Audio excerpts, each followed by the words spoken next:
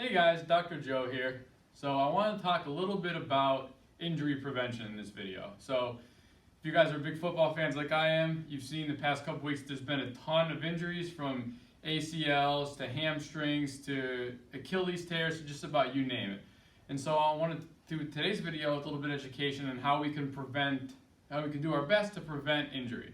And a lot of it is, people think that it has to do with in-game or with all this, and a lot of injury prevention is just making sure that our bodies are prepared for whatever kind of activity we're going to do, right? So a lot of the times we want to make sure that before we do any kind of, especially physical activity, that we're warming up and we're stretching properly, right? And so a lot of the times the mistakes we make are when we warm up or before we do an activity, we're doing what we call static stretching. So an example of static stretching would be, bending down to the right, holding like that, right? So when we warm up for something, what we want to do is what we call more dynamic stretching.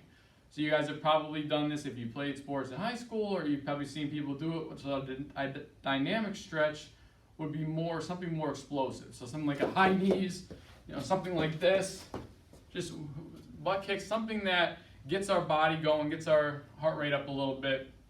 When we want to do the static stretch is after activity, right? So the static is what I just showed you guys, going down here to the left, down to the right.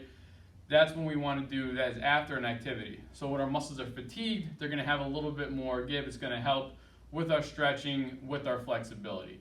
So a proper warm-up is crucial in anything we're doing early, whether it's competitive sports or just your normal day. We want to make sure that our bodies are in the proper position, that our muscles are warmed up before we do any activity. Thank you guys and have a great day.